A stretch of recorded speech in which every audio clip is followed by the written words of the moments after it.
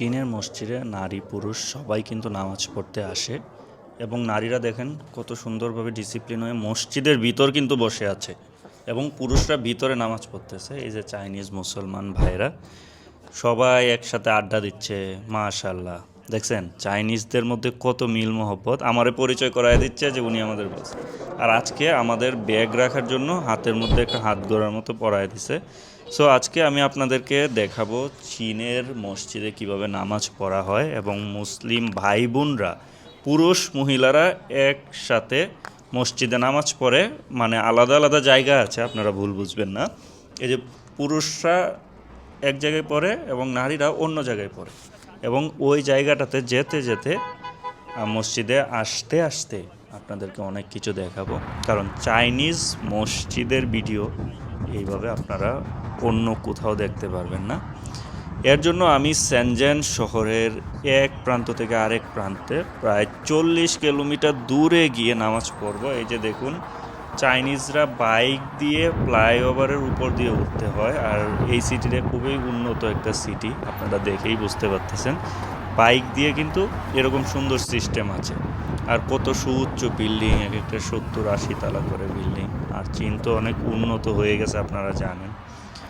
এই যে দেখুন, সবাই সিগন্যাল পালন করতেছে, পুলিশ নাই, কোনো কিছু নাই, তারপরেও কিন্তু তারা সচেতনভাবে পালন করতেছে। এই জিনিসগুলো আমি দেখাচ্ছি, আমাদেরও সচেতন হওয়া উচিত। কোনো মানুষ নাই, চাইলেই গাড়িও সেরকম নাই, চাইলেই কিন্তু পার হয়ে যাওয়া যায়। কিন্তু দেখুন, কেউ কিন্তু সিগন্যাল অমান্য করতেছে না। আর মসজিদে যেতে যেতে আপনাদেরকে চীনের উন্নত রাস্তাঘাট দেখাচ্ছি। একেবারে গুগল ম্যাপের মতো একটা অ্যাপ আছে, বাইদু ম্যাপ। ম্যাপ দেখে যখন যাচ্ছি জঙ্গলের ভিতর ঢুকে গেছি। কি ইন্টারেস্টিং একটা ব্যাপার। পরে তো দেখি যে না, এটা রাস্তাটা এই দিক দিয়ে না।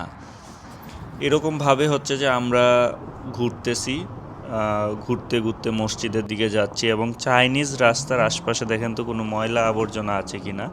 আমাদের দেশের রাস্তার আশপাশে আপনি যখন হাঁটবেন তখন অনেক ময়লা পাবেন। পাহাড়ের ভিতর দিয়ে কিন্তু চাইনিজ সরকার রাস্তা নিছে। আর চায়নাতে আপনি কোনো জায়গায় ময়লা আবর্জনা পাবেন না। একটা দেশ কত সুন্দর, দেখছেন। এগুলো হচ্ছে সরকার ওইগুলো নিয়ন্ত্রণ করছে কত দারুণভাবে। আর আমাদের দেশের সরকার চুর বাটপার হয়। এই পর্যন্ত যে দল এই ক্ষমতায় আসছে, এরা বাটপারি ছাড়া আর কিছু দেশের জন্য কিছু করে নাই। দেখেন, আমাদের দেশে ফ্লাইওভার হইলে এটার নিচে কত ময়লা পড়ে থাকতো, কত মানুষ গাঞ্জা মদ খাইতো, কিন্তু এই দেশে কিন্তু কোনো গাঁজা মদ খায় না। সুউচ্চ বিল্ডিং, এই সিটিতে অনেক বড় বড় কোম্পানি আছে। আর কোনো রকম হই হাল্লা নেই। আপনি কি ভাবছেন এই এলাকায় মানুষ নাই? মানুষ আছে, সবাই অফিসের ভিতরে।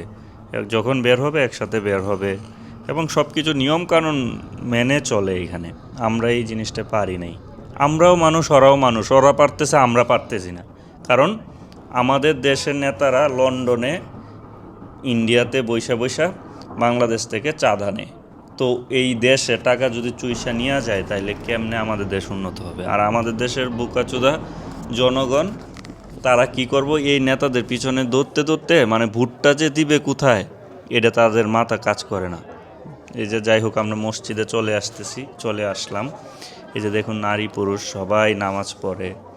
আপু আমাদের বোনরা পিছনে আছে। চায়নার মসজিদের ভিতরে সুন্দর একটা বিষয় হচ্ছে, তারা তাদের ছোট বাচ্চাদেরকে নিয়ে আসে যাতে তারাও ইমানদার হইতে পারে।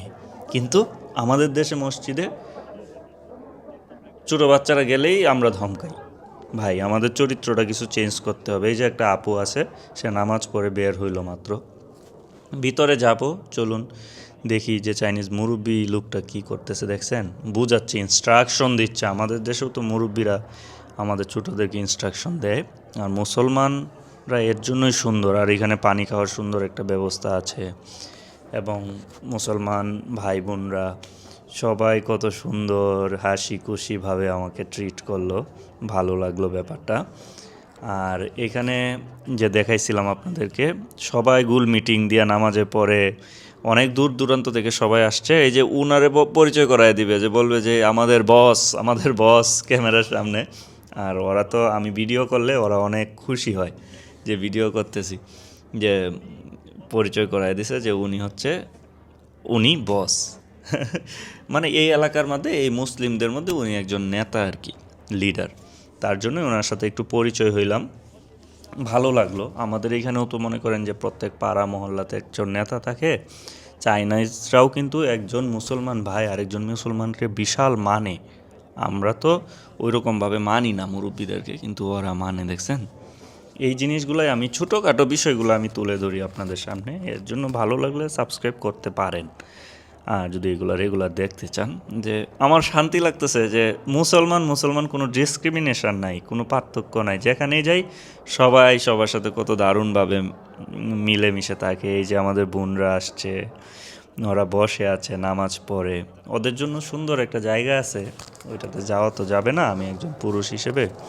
আর এই যে ব্যাগ রাখছিলাম, ব্যাগের জন্য এরকম হাত করা পরায় দিছে, 30 নাম্বার যা লকারে আমার ব্যাগটা রাখছে। আজকে একটু নিরাপত্তা ওরা চাইনিজ মসজিদে। এই যে আমরা হচ্ছে মসজিদে নামাজটা পড়ে বের হইলাম, ভিতরে দেখাইতে পারলাম না, আপনারা তো জানেন সব জায়গায় তো আর ক্যামেরা বের করা যায় না। আর হচ্ছে মসজিদের ছোটো বাচ্চারা, ওদের সাথে একটু খেলাধুলা করলাম, পিছনে বৈশা আছে কত দারুণভাবে, দেখছেন? চাইনিজ ছোটো বাচ্চাগুলোও কিন্তু কিউট, ওরা এত মানে ঝামেলা করে না, যেখানেই যাই নিরিবিলি বৈশা থাকে। যারা আছে ভাইয়েরা নামাজ পড়তেছে, কত দারুণ না? এই ফেরেশতার মতো বাচ্চাগুলা পিছনে বসে আছে, ওরা ছোটো থেকেই শিখতেছে যে নামাজ পড়তে হবে। আমি একটু জিজ্ঞাসা করলাম তোমার নাম কি, একটু লজ্জা পায় দূরে চলে গেল। এই হচ্ছে অবস্থা। তারপর ওদের সাথে একটু কইলাম যে হাই দাও, ওরা তো বুঝে না, ছোটো মানুষ। মাশাআল্লাহ, দেখছেন বাচ্চাগুলো কত কিউট। এরাই কিন্তু চীনের মুসলমান, যে আমাদের পরবর্তী দিক নির্দেশক হবে ইনশাআল্লাহ। এই ছোটো বাচ্চাগুলো থেকে আল্লাহ যাতে ওদেরকে মৌলানা বানায়, এই দোয়া করবেন যাতে ওরা ভালো কিছু করতে পারে। এই যে ওনার ছেলে, জিজ্ঞেস করলাম তোমার ছেলে, কয় হ্যাঁ, কয় হাই দাও হাই দাও, এই আর কি। এই জিনিসগুলাই ভালো লাগে, এর জন্য আমি চেষ্টা করি এই ছোটোখাটো ব্যাপারগুলো আপনাদের সামনে তুলে ধরার জন্য। যদিও আপনারা লাইক কমেন্ট করেন না, আমি এত সুন্দরভাবে কথাও বলতে পারি না।